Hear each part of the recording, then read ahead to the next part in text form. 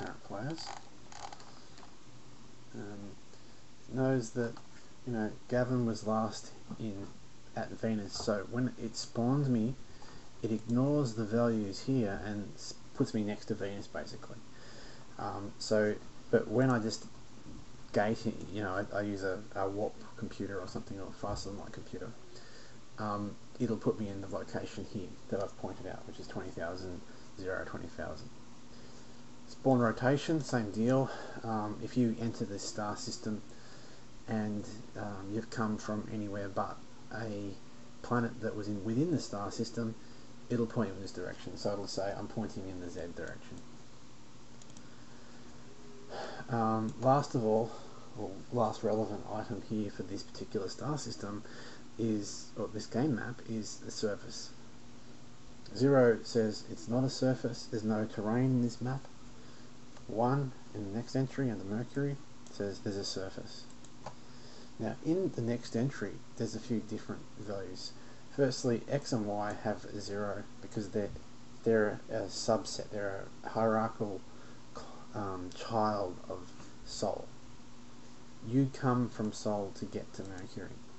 You can't teleport, you can't use your faster than light computer or your warp computer, whatever you want to call it. You can't warp straight into the Mercury atmosphere, but you can warp straight into Sol. So really, the spawn point and the spawn rotation is only relative to someone, or relevant to someone who's entered that from Sol, or from the parent map.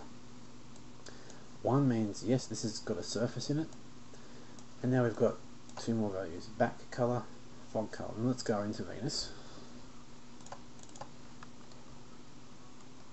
It's moved off, I think. It has. Now these planets are obviously rotating around the sun. We'll fly over there.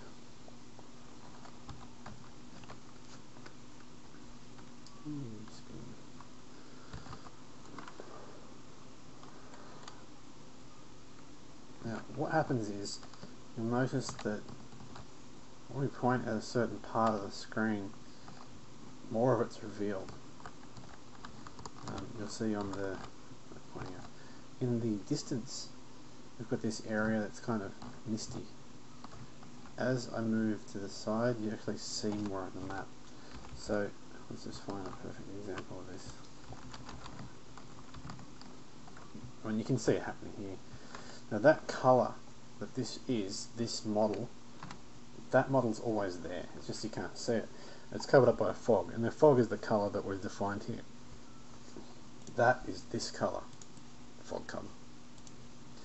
Now beyond the fog colour, up the top here, it's the background. Now if you assigned a skin value like we did here, above here you'd see that skin. But because we want it to match, we want it to look, you know, it can, you know, look good. So we use the back colour, and the back colour generally we'd want to look like the fog colour. Doesn't necessarily have to, but it should. So the background colour should probably be the same as the fog colour in a planet that doesn't, or in a map that doesn't care about the skin. Now the skin's only really relevant when you don't have a terrain. So we'll fly through here at our breakneck speeds and fly back out to space. Now, the one thing that's interesting is that in space, what I've done is I've set a default value for the objects that don't have a fog, and right now they're the same as Earth. So you'll notice that things like the space station here, that, you know, it's this horrible mesh I downloaded off some, I can't remember where I got it, some freeware thing. It's awful. It's not going to be in the real game. I'm sure by then, when it goes beta at least anyway, or maybe when it goes release, I'll have someone who can, with a bit of talent. Now, what you'll notice is it was blue a minute ago, and it became, you know, the right colours, even though they're awful colours. So essentially what this means is the fog has a range. I might put that value into the game maps folder, I don't know, but that'll be relevant only to the actual object. That's the fog colour by the default fog colour. When you don't put a fog colour in, like in this record here, the fog colour is basically that awful blue. I might change it, I don't know. Anyway, so when you're adding a map, like for example, if we wanted to add Mars, what we do is we probably stop the game, start with.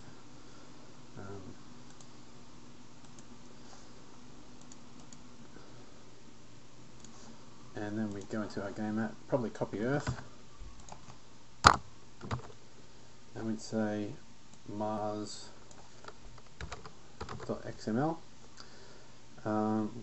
Let's just leave this all the same, but instead of using these colours, what we'll do is we'll calculate the colours for Mars, which are going to be red. So we go into Photoshop and we'll go, okay, what's a reddish colour? Really reddy red. This colour, yeah, red. Maybe a light red. So that's a red colour. Now we've got this value here. Now what that represents, the FO is the red, the 45 is 69, and so red, green, blue. Hexadecimal conversions. Hexadecimal is a funny system. How it works is the first 256 value. So it's constructed. So the red is 240, which is F0. Green is 45, and the blue is 97, which in hexadecimal is 61. Now, there's also another value that is relevant here, which I'll explain, the alpha, which is basically the transparent value. So you need to go into scientific mode in your calculator on your computer. Click on hexadecimal.